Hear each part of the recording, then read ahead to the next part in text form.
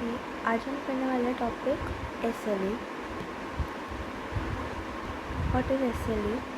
It's a systemic lupus erythematosus, but we call it systemic because more organs are involved, more than one. Okay, all organs of body are involved. Systemic erythematosus नाम से पता redness on the cheek. If a person की eyes उसकी चीक पर red निशान है. It's like a butterfly like. The multi-system, more than one system are involved. Autoimmune disease. Okay, antibodies, auto-antibodies are responsible for that. So, खुद की body खुद antibodies बनाती है और इस बीमारी को होती है ऑटोइम्यून डिजीज. वो रिस्पॉन्सिबल से nuclear antigen and cytoplasmic antigen. The two antigen are there. One is nuclear and second is cytoplasmic. And इसकी वजह से क्या होता है, ये इम्यूनो कॉम्प्लेक्स क्या होता है, डिपॉजिट होके क्या करते हैं, इन्फ्लामेशन करते हैं. कहाँ पे करेंगे, जहाँ पे डिपॉजिट होके स्किन में डिपॉजिट होके स्किन में करेगी, जॉइंट्स में डिपॉजिट होके जॉइंट्स में इन्फ्लामेशन करेगी, किडनी में डिपॉजिट होगी किडनी में करेगी, ब्रेन में डिपॉजिट होगी ब्रेन में करेगी इन्फ्लामेशन.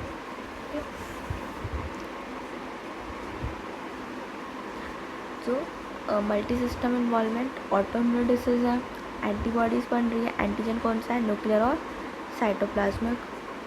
इम्यूनो कॉम्प्लेक्स डिपॉजिट हो रहे हैं और इन्फ्लामेशन हो रहा है.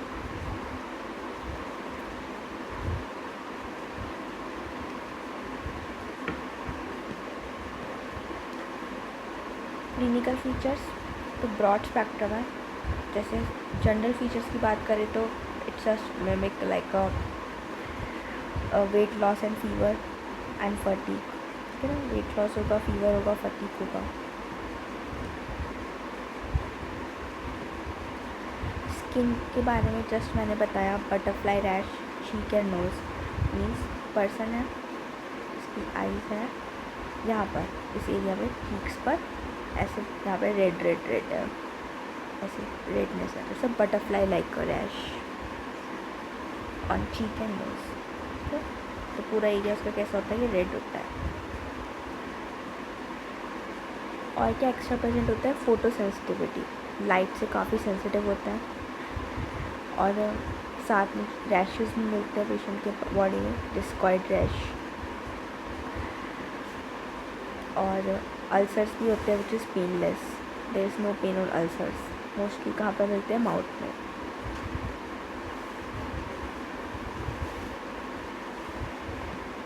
अगर मैं बात करूँ जॉइंट्स की, तो जॉइंट्स में भी ये डिपॉजिट हो जाता है एंटीबॉडीज़ और क्या करते हैं, जॉइंट पेन.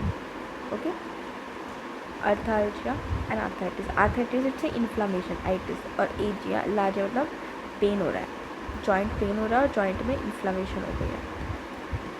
और क्यों हो रहा है, because of antibodies deposition. Muscle में भी पेन होता है, इसमें माइल्जिया.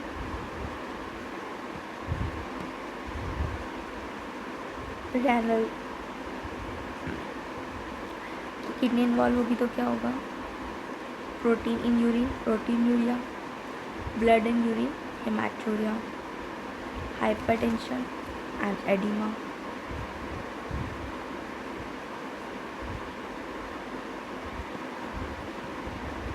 अगर न्यूरोलॉजिकल फीचर्स की बात करें तो क्या क्या हो गए, सीजर्स हो गए, साइकोसिस and cognitive, higher mental function disturb हो जाएगा.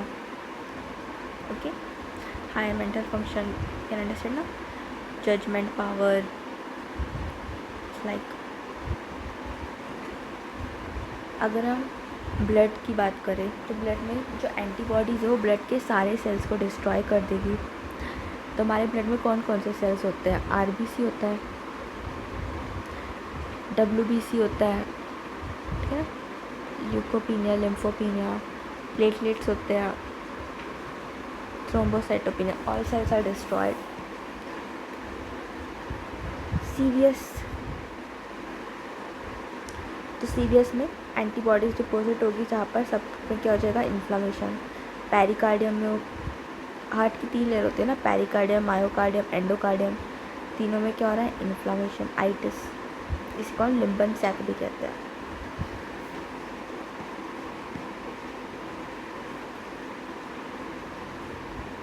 पल्मोनरी फीचर्स, लंग्स, सो लंग्स का प्लूरा होता है, वहाँ पे इन्फ्लामेशन होता है, वहाँ पे फ्यूज़न भी हो जाता है।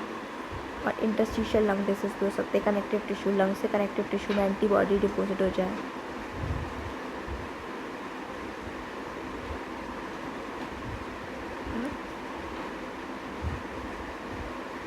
अभी हमारा ब्रोंकी है, यहाँ पे एल्वोली है, इसके चारों तरफ क्या है, कनेक्टिव टिश्यू, इसमें क्या डिपॉजिट हो गई, एंटीबॉडीज़।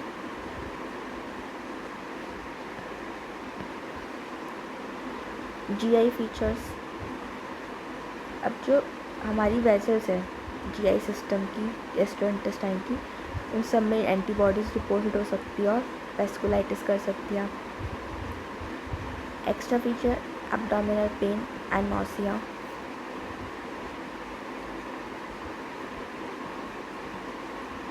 नाउ वेस्कुलर फीचर्स, तो वेस्कुलर में वेसल से इन्फ्लामेशन होगा, वेस्कुलाइटिस, ब्लड वेसल सारी इन्फ्लामेशन में जाएगी, एम्बोलिज्म बनने का चांसेस बढ़ जाएगा, वेसल्स के ब्लॉक होने का चांसेस बढ़ जाएगा, थ्रोम्बस बन जाएगा। और रेनॉल्ड फिनोमेना, वेसल्स कंस्ट्रिक्ट हो जाते हैं in response to stress and cold, और ब्लड फ्लो कम हो जाता है, पेन होने लगता है।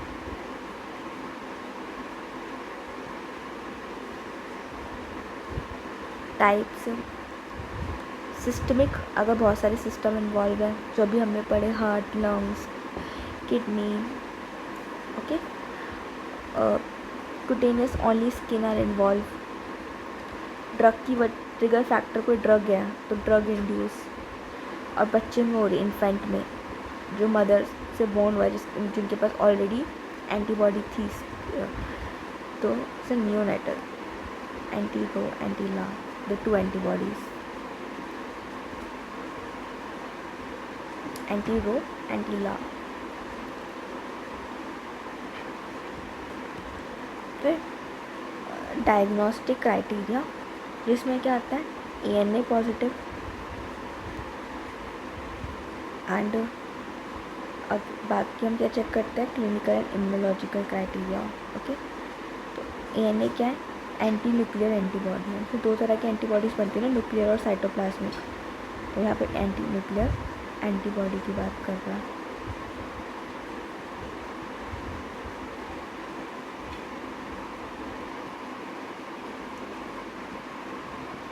Now clinical criteria, then immunological criteria, in which double stranded DNA antibody, anti-Smith antibodies, and antibodies are deposited, then complement system activates. So in blood complement are low because all complements are consumed, ठीक है। So in blood low complement and antiphospholipid antibodies. This antiphospholipid antibody is responsible for thrombus formation, blood vessels blockage. Okay. So we check this 3 criteria. Then blood test in which CBC, all blood cells are low, anemia, leukopenia, thrombocytopenia. ESR, C-reactive protein, inflammatory markers, ESR is elevated, but C-reactive protein are normal.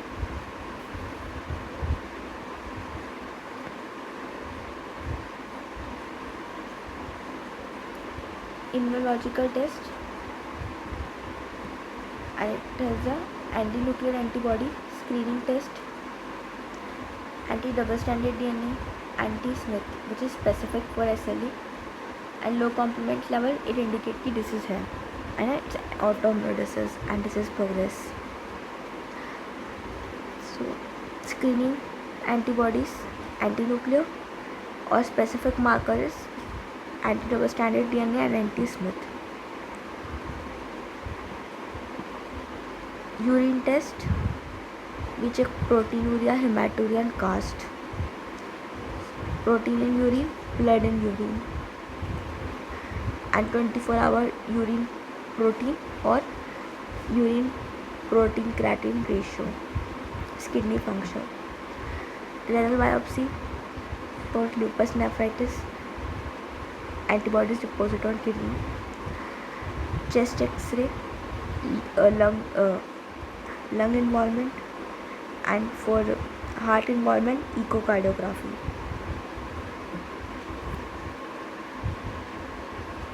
Now management. Most important, first of all, educate the patient. It's autoimmune disease and we have the consult, and most important, photosensitivity. Next, pharmacological therapy for mild disease. For stopping the inflammation, we give NSAIDs and also hydroxychloroquine.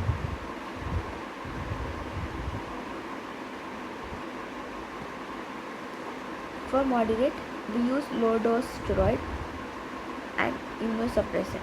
It's to reduce the inflammation and immunosuppressant to suppress the immunity. And in case of severe, we use a high dose steroid and also cytotoxic agent because of organ threatening.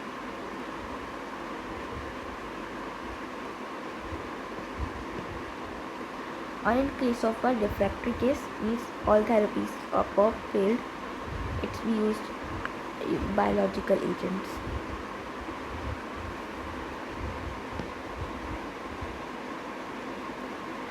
And if there is a kidney involvement, then we used a immunosuppressant with steroid and maintenance therapy with the immunosuppressants, and steroid stop after that. Initially we use steroid and immunosuppressant, and then after immunosuppressant. And in case of antiphospholipid, and it's high risk of thrombus formation, so we use warfarin in case of antiphospholipid syndrome.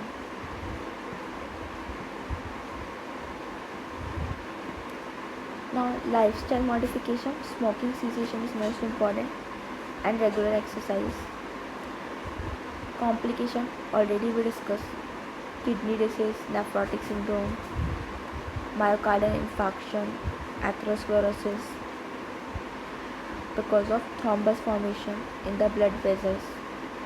Okay, thrombus. Neurological strokes, same reason, thrombus. Okay. Infection because of immunosuppression infections.